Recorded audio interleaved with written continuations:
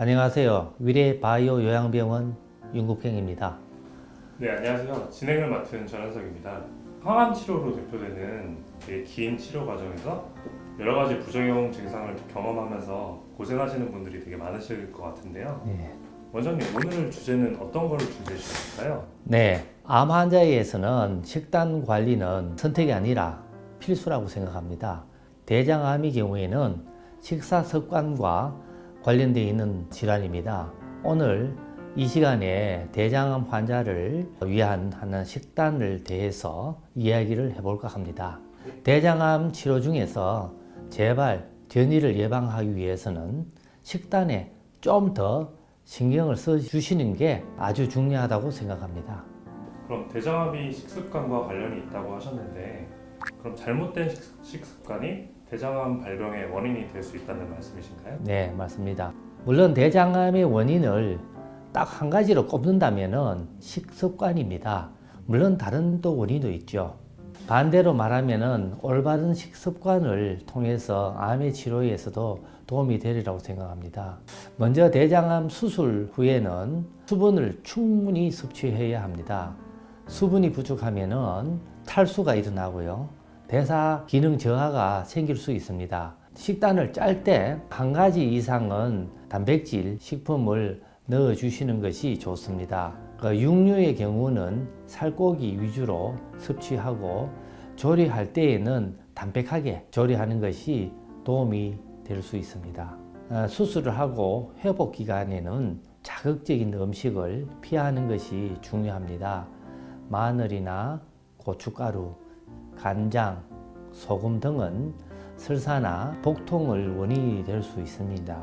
그래서 이거를 잘 조절해서 드시는 게 좋습니다. 기름기가 많은 음식은 자극적인 음식이 될 수도 있습니다. 수술 후에는 2달 동안은 약간 삼가하시는 게 좋습니다. 입맛이 없다거나 해서 식사를 거르시는 경우는 많습니다. 정해진 시간에 식사를 하시는 것이 좋고요. 회복 기간에는 단백질 섭취가 중요하다고 생각합니다. 그런데 영양소에 불균이 생길 수 있습니다. 규칙적인 식사를 하시고 채소, 과일을 섭취하면서 비타민과 미네랄을 보충하시는 것이 참 중요합니다. 부족한 영양소 보충을 위해서는 유제품, 과일을 드시는 것이 좋습니다. 야채는 껍질을 꼭 제거해 주시고 섭취하시는 게 좋습니다. 그리고 환자 개개인마다 드시지 말아야 할 음식에는 차이가 있을 수 있습니다. 식단을 구성하실 때에는 담당 의사와 상의하시는 것도 좋습니다. 암을 잘 관리해서 이겨내는 것이 중요하지만은 사실 제일 중요한 방법은 예방입니다. 원장님, 그럼 혹시 대장암 예방을 위한 식단에 대해서도 좀 알 수 있을까요? 네, 대장암은 과거에 있는 주로 고령층이 많이 생기는 질환이었습니다. 현재에는 젊은 연령층에도 많이 나타나고 있습니다. 정기검진을 소홀히 하시는 것이 20대, 30대인데 몸에 이상이 생기면은 증상이 나타나겠지만은 초기 증상이 거의 없기 때문에 치료가 늦어지면서 회복도가 어려워질 수가 있습니다. 젊은 층 환자는 급증하고 있는 가장 큰 원인 중에 하나라면 식사 습관으로 볼 수 있습니다. 우선 평소에 식이섬유가 풍부한 음식을 충분히 섭취해 주시는 것이 좋습니다.